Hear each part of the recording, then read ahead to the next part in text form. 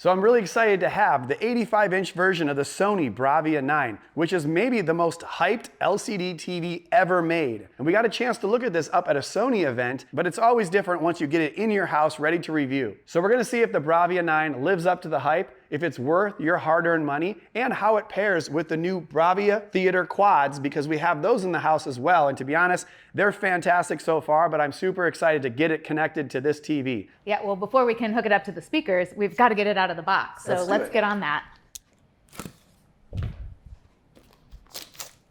We'll just pop the top. Ready? 1, 2, 3. Okay, so we've got 2 feet. Okay, they're not that heavy. And then we've got the startup guide, we've got the remote and install guide, all that kind of good stuff here. Pretty standard, really. Looks like some cover plates back here.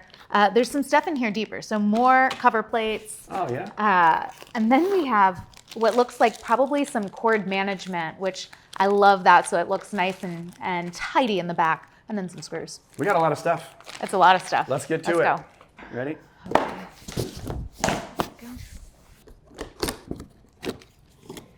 I only had 2. I had 3. I win. Let's carefully lift it up. Let's go, let's go, let's go.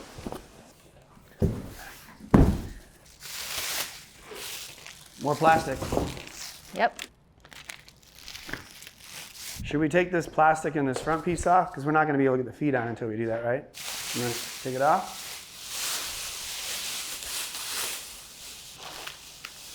You ready? 1, 2, 3. You good?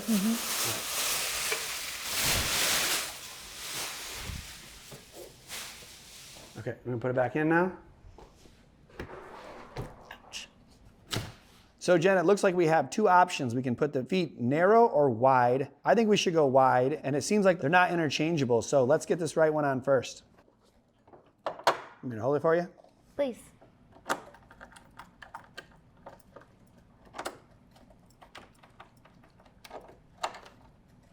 It's like a 2-person job. Yeah. You hold it, I'll screw.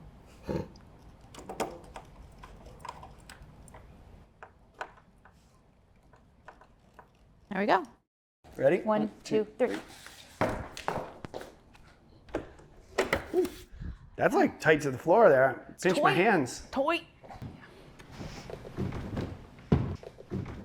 You ready to go, Jen? Sure. It's a heavy one. It's gonna be hard to get our fingers under it. I can lift mine up again like I did and then give you hand access. Okay, 1, 2, 3. Yeah, that does really sit right in your hands, doesn't it? Yep. So these feet are enormous, even bigger than some of the 98-inch TVs we've done. Honestly, they kind of feel like clown shoes, but hey, if this is the biggest thing we have to complain about with this TV, we'll be in good shape. I did notice also we could have raised it up and it had a little bit of hand room. When you're setting this up, there's nowhere to put your hand underneath it. So I would consider lowering it one of the bolts. I think it raises it up a couple, 3 inches. And then you could put a soundbar underneath it too. So we might have to adjust that later. But while we're back here, why don't we look at the HDMI ports, Jen? A little bit of plastic to peel, huh? Yeah, let's get this out of here. Hey, Brent, I've exposed your ports. That's gross. All right, since we're back here, we might as well talk about them then. Starting with 4 HDMIs, 2 of them are the normal HDMI 2.0 or 2.1 that have 4K 60. And then the 2 below are 4K at 120. It does look like Sony decided to keep the eARC port in one of the 4K 120s. So if you have a soundbar, you can't use that and 2 gaming systems. But still, you know, a lot of people don't need 4K 120 on all 4 ports. So 4K 120 on 3 and 4, 4K 60 on 1 and 2. You got some USB ports, a built-in mic switch, a digital optical out, and that S center in that we're going to use for that theater quad system. And then we have, you know, an LAN port, remotes, all that kind of stuff at the bottom. I also noticed there's some speakers up here at the top. Yeah, it's always interesting when you open a TV, there's speakers everywhere. We've got some there. Probably some on the sides, bottom, whatever, but hopefully it sounds awesome. And then we have, it looks like a 400 by 400 millimeter VISA pattern there to wall mount it if you need to do that. So pretty much any standard mount will work. And more or less it looks very similar to last year's TV, even though I know it's not similar inside. It's a big improvement over the X95L. So let's get to the front and check it out. Yeah, so I think the big plastic is gone, but I've got some little ones I can pull, so let's get to work.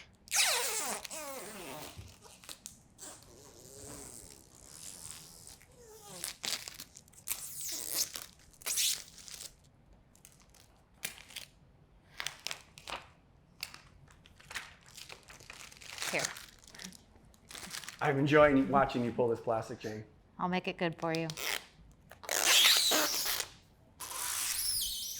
Very well done. I know. I like it when it squeals. So Jen, we did a good job. It looks pretty awesome. I can see it has that anti-reflective coating that's very, rainbow effecty, I guess. Is that a good way to say it? Sure, I think that's the technical term. The feet still are tripping me out, but honestly, I know that this is going to be a really awesome TV. So really, we need to fire this up and get to some content. But thank you for helping me with the unboxing. Of course. All right, so we have the Bravia 9 set up. It's on the Google TV operating system, which I'm gonna show you in a second. And then we're gonna move it over into the middle of our living room so we can kind of get the full feel of it in the theater room with the Bravia theater quads. And then Jen's gonna be back for the buying advice, so stick around to the end. But first, let's talk about when you turn this TV on. Now, if you're buying a TV like this for the first time, it may be a little underwhelming when you turn it on. I know for me, it wasn't at peak brightness or anything was set up right, so I actually had to go into the settings right off the bat, and it was set at 35 here, so it goes up to max. It was on standard, which was brighter, but it doesn't look as good, and the power savings was on, so you have power saving mode. You have to turn that off, and there's some other things too in the Eco dashboard. So if you want to be environmentally friendly, yes, you can turn some of these on, but with regards to showing this off at its best, you kind of have to turn all this stuff off and have it at peak brightness. And then lastly, there's all kinds of settings that have to be adjusted too, and one of them is this peak luminance that was completely off, and I turned it to high. Local dimming, all these other things you can mess around with. But kind of following what I just did gives you a very bright, vibrant picture, and at the same time, a warm profile, and it looks really good overall. And it allows us to check out the Google TV operating system, as I said, which is my favorite from all the different TVs because I have Google products, and because then it shows, some of the different programs you've been watching, and it just kind of organizes content in a way that's very digestible. And it has, literally every app you can think of. Free TV channels. Sony has their Sony Picture Core, which gives you a lot of high quality movies and shows from Sony. So it's a great operating system. I love it. If you don't, you can connect a different device and move on. So, that's what we'll do here. We definitely want to check out some YouTube TV content to see how regular cable TV looks. So let's do that. Whoa, that is bright, which is no surprise. We had the Bravia 7 in here in a 65-inch, and that was already bright. And the Bravia 9, of course, is brighter than the 7, and it really shines through in some of this SDR content. And it's not just the brightness. This TV, like most Sonys, looks fantastic when upscaling content from this 720p YouTube TV up to a 4K TV, especially 85-inch. There's a lot of depth to the picture. The color looks fantastic. So a lot of positives with regards to this so far. My only other thoughts are, how would this TV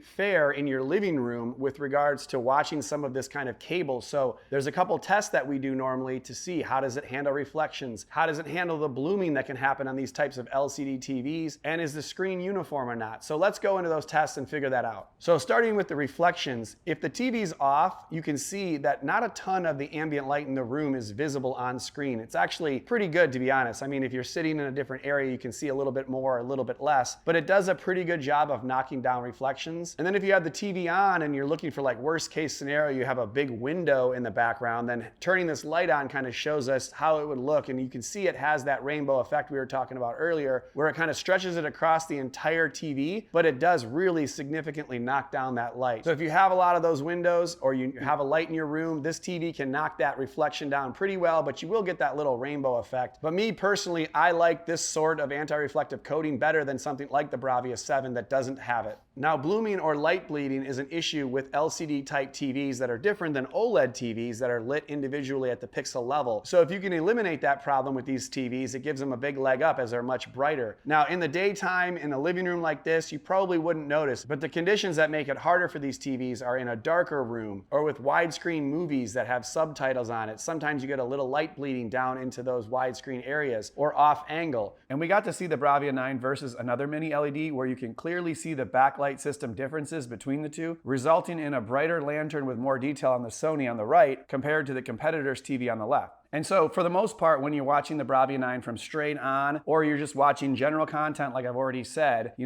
backlight system looks fantastic, and it's definitely better than the X95L from last year, and as you can see from the competitor's TV. But if you are nitpicking and you're an OLED person and you're saying, okay, what are the downsides to the backlight system or a mini LED like this? When you are off angle, you can see some blooming still, even on the best of the best mini LED. You also see some weird transition in the menus. So if you're pulling up a menu menu, it gets a little bit bright throughout the whole screen. And when you're going from something like a black screen to a white screen back to a black screen, you kind of get some weird transitions. So while I think the Bravia 9 is very, very good, for me personally, there just seems to be a little bit more of a downside to having a backlit LCD than compared to an OLED. And then lastly, the uniformity. Now this is something that you really only notice when you notice it, and if you don't, then you don't. It's kind of a weird thing to say, but like if you're just watching regular content, you probably wouldn't notice that there's a little bit of a blotchy area in the middle of the screen. But if you're to watch a sky view that's panning left to right, you might see this sort of like uniformity issue kind of in the middle or around that kind of turns you off. This can happen on any TV though, and it's not always predictable, but overall it's not great. But really, again, if we didn't put this actual test on, I'm not sure that I would notice this in regular content,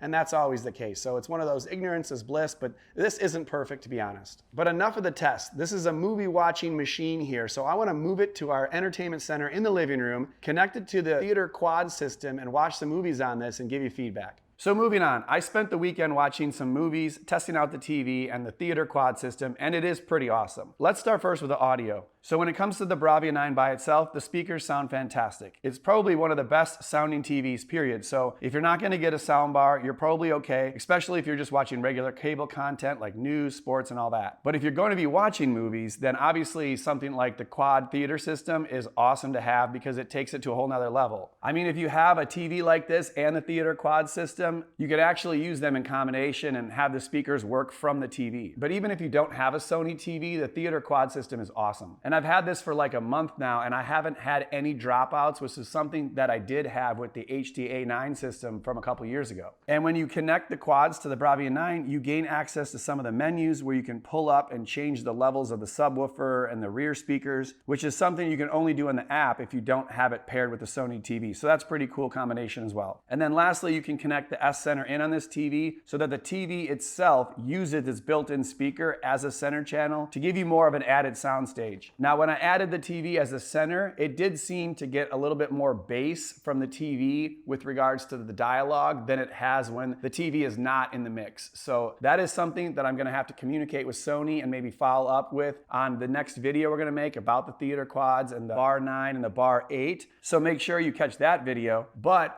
I was able to turn that down with the voice mode a little bit, and overall it's still fantastic paired together. Now, as far as the picture quality, again, this TV is as bright as any that I've had in the house. It seems very well balanced when you're watching bright scenes, and it looks very OLED light, except for it's even brighter. But if you're in a darker room with a darker movie, that's where you're gonna notice some differences that I was talking about earlier. You can notice some blooming if you're sitting off angle, and to be honest, the TV in general from off angle just doesn't look as perfect as it does from straight on. And that seems to be true of all V8 panels, which is what this Bravia 9 has. But I'm probably nitpicking a bit, and to be honest, most people are just gonna be watching this TV from straight on or a little bit off angle, where the HDR and the Dolby Vision is amazingly bright with great contrast, vibrant colors, and most people are really gonna like that. So the last thing before we get into buying advice is gaming. And this Bravia 9 has all the specs that you'd want for the most part from a new fantastic TV that you're paying top dollar for. It has two HDMI 2.1 ports that are 4K 120, and we're able to get them working, but it was a little tricky at first because we had the HDMI going into the quad system, and because of that, we weren't able to get the HDR gaming working. And I'm not an expert on the gaming, so we'll have to sort that out with Sony for the theater quad video as well. But once we connected the PS5 straight to the TV, everything seemed to work fine. Now we're able to pop up the game menu that wasn't coming up before, and we can see that it says 4K 120 at the bottom. With HDR10, we also see that VRR is working, which is great, but we did run into the same issue that we had with the Bravia 7, where the pictures seemed to look really dark in game mode until we turned the black equalizer from off to low. And I know someone had mentioned in the comments that that just depends on the color space that you use on your TV, and you can change those things, but changing the black equalizer to low on the Bravia 9 really brightened up the screen, and it made it look comparable to how the TV looked outside of game mode for regular content. So that's just the way I'm gonna do it. But in general, gameplay is awesome. It's bright, it's fun, responsive, as you would expect from a 4K 120 console such as the PS5, and I'm really happy with that. One thing to note is that this is not a 144 hertz panel, which isn't a big deal to me, to be honest. But if you're a PC gamer that's in need of the 144 hertz panel, then that's a decision that you're gonna have to make if this TV's for you or not. But in general, I think this TV is fantastic for gaming.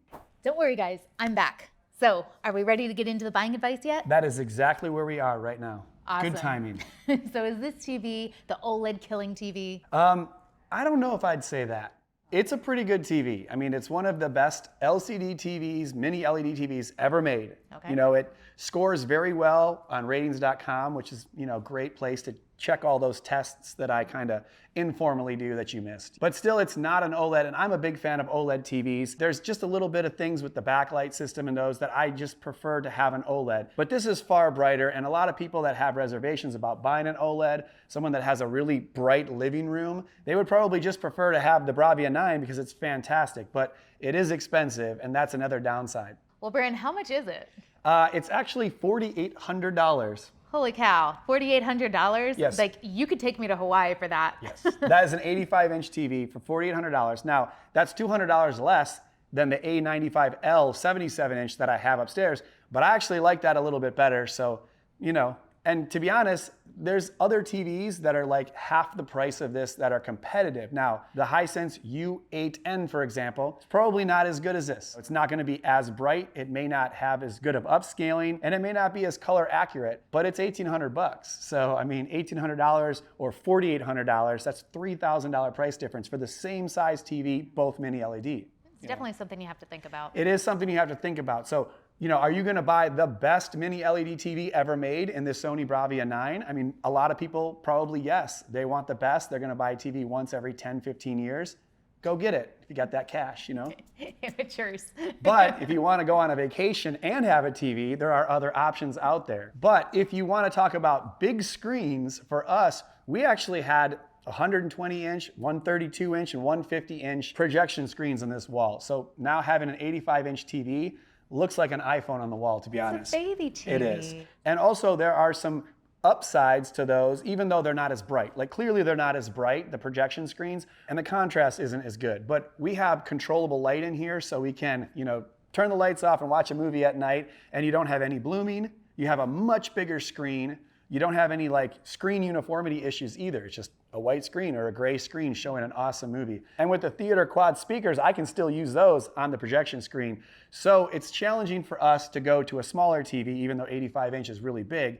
And you can get some of those really good projectors and a screen still far less expensive than this TV. So it's kind of difficult for me to say, I want this TV, but I think a lot of people would. What do you think about that? Yeah, it sounds like a lot of people would be very pleased with this TV, and it kind of depends on like what you find most important. Yep. So if you want the biggest, baddest mini LED TV ever, I would consider the Bravia 9 as an option. It's just going to cost you a kidney. But we're going to have more information on the theater quad system, the Bar 9, the Bar 8, this Bravia 9 TV in another video, so check that one out. And if you have any questions on this, go ahead and drop them in the comment section below, and we'll be sure to get back to you. Make sure to smash and like and all that stuff. We'll see you guys in the next video. Bye.